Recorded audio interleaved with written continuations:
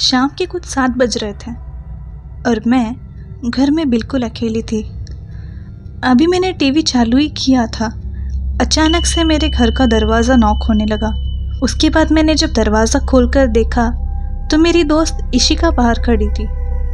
उसे देखकर मैंने कहा, अरे ईशु, तुम यहाँ क्या कर रही हो?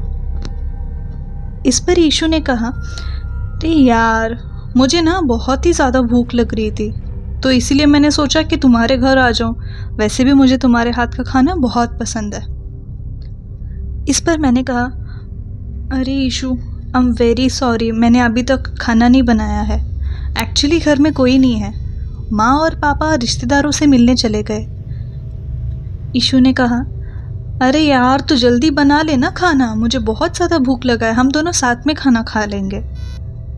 तो मैंने कहा, ईशु, अगर इतनी ज़्यादा भूख लग रही है तो मैं सोच रही थी क्यों ना आज हम दोनों बाहर खाना खाने चले। और ईशु भी एग्री हो गई। उसके बाद हमने एक रेस्टोरेंट में खाना खा लिया। ईशु ने मुझे कहा, तुम अब अकेले घर में क्या करोगी? तो मैंने भी कहा, कुछ देर टीवी देखूंगी और उसके बाद मोबाइल पर टाइम पास करूंगी और थोड़ी देर में फिर सो जाऊंगी। अरे अकेले घर में रह के भी क्या करेगी? चलो आज मूवी देखने जाके आते हैं हम दोनों। इस पर मैं भी थोड़ा सोचने लगी कि आइडिया इतना बुरा भी नहीं है। वैसे मुझे घर से कोई रोक भी नहीं सकता आज। उसके बाद हम दोनों मूवी देखने चले गए। थिएटर में हम कांतारा मूवी देख रहे थे। हमने वो मूवी बहुत एंजॉय की और उसके बाद हम अपने घर जाने के लिए निकल गए।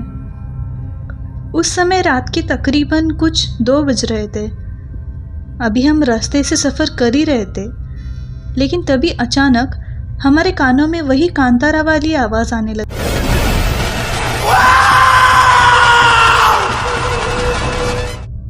वो आवाज़ें बिल्कुल वैसी ही थी जैसे कांतारा मूवी में हमने सुनी थी। वो सुनकर मैंने कहा, ईशु, तुम्हें भी कुछ सुनाई दे रहा है क्या? मुझे कुछ आवाज़ें सुनाई दे रही है, लेकिन जब मैं आसपास देख रही हूँ तो कोई नज़र नहीं आ रहा। और तभी अचानक से मैंने अपनी कार रोकी, क्योंकि हमारे सामने का नज़ारा देखकर हम दोनों बहुत डर गए थे। क्योंकि हमारे सामने एक अजीब से दिखने वाली चीज़ खड़ी थी और वो हम दोनों की तरफ ही घूर घूर कर देख रही थी।